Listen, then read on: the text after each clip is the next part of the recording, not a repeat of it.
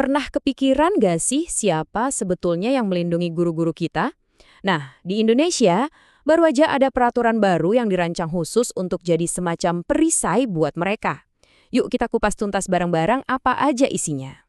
Soalnya kan tekanan buat guru itu bisa datang dari mana aja, dari intimidasi, ancaman, bahkan sampai pemecatan yang nggak adil. Nah, ini kan jadi pertanyaan mendasar banget. Sebetulnya apa sih yang melindungi mereka selama ini?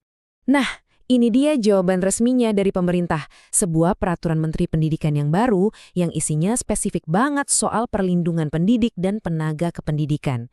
Oke, sekarang kita bedah ya, apa aja sih yang ditawarkan sama peraturan ini? Oke, biar gampang, kita bakal bahas 5 poin utama. Pertama, soal perisai barunya itu sendiri. Kedua, 4 pilar dukungannya. Ketiga, siapa aja yang bertanggung jawab kasih perlindungan. Keempat, gimana caranya kalau butuh bantuan.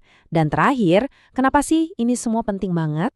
Oke, bagian pertama. Tentu aja, setiap peraturan yang kuat itu butuh landasan yang kokoh kan? Jadi, kita mulai dari prinsip-prinsip dasar yang jadi jiwanya si perisai baru ini. Jadi, landasannya itu ada 4 prinsip utama. Pertama, harus non-diskriminatif, artinya nggak boleh pandang bulu. Kedua, akuntabel, jadi prosesnya jelas dan bisa dipertanggungjawabkan. Ketiga, nirlaba, alias gratis, nggak ada biaya. Dan yang ini penting banget, praduga tak bersalah. Artinya, seorang guru itu dianggap benar sampai terbukti sebaliknya. Nah, inilah fondasi keadilannya. Nah, sekarang kita masuk ke bagian kedua. Jadi bentuk perlindungannya tuh kayak gimana sih wujudnya? Peraturan ini dibangun di atas 4 pilar dukungan utama. Yuk kita lihat satu-satu.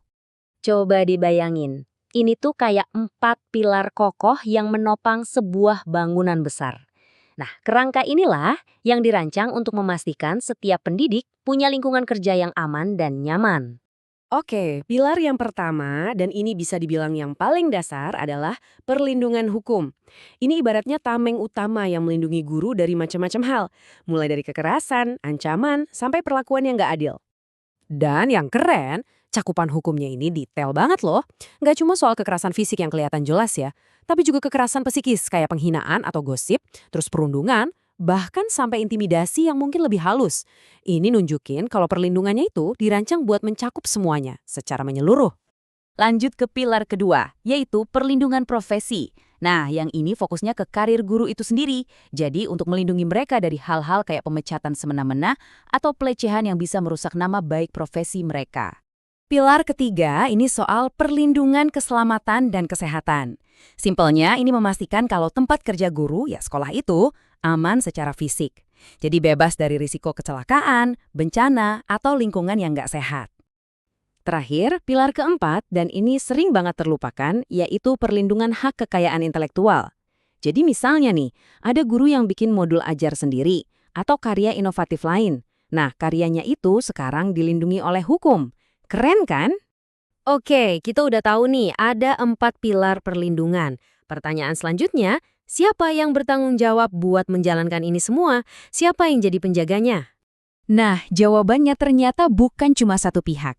Kuncinya itu gotong royong. Jadi ini bukan cuma tugas pemerintah pusat atau daerah aja, tapi juga organisasi profesi, sekolah, bahkan masyarakat. Semuanya punya peran, semuanya harus kerja bareng. Dan untuk menjalankan tugas ini ada yang namanya Satuan Tugas Perlindungan atau Satgas. Anggap aja Satgas ini kayak tim khusus atau unit gerak cepatnya. Merekalah yang bakal terima laporan, koordinasi, dan kasih advokasi langsung. Oke, sekarang kita masuk ke bagian yang paling praktis nih. Kalau amit-amit ada pendidik yang butuh bantuan, gimana sih cara lapornya?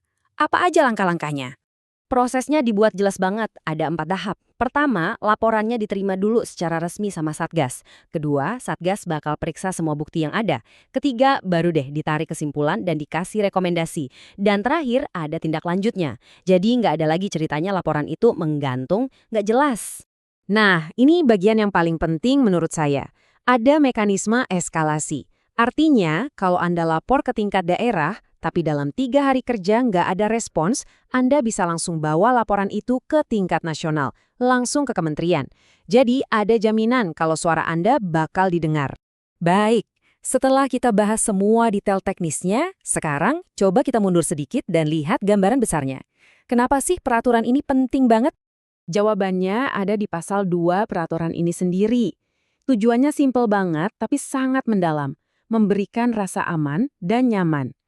Karena logikanya sederhana kan, guru yang merasa aman dan terlindungi pasti bisa lebih fokus dan maksimal dalam mendidik anak-anak kita. Jadi dengan adanya perisai baru ini, pada dasarnya Indonesia lagi berinvestasi di fondasi pendidikannya sendiri. Pertanyaan besarnya sekarang bukan lagi apa aturannya, tapi bagaimana. Bagaimana kita semua bisa ikut mengawal dan memastikan perisai ini benar-benar efektif dan berfungsi di lapangan. Nah, itu yang perlu kita pikirkan bersama.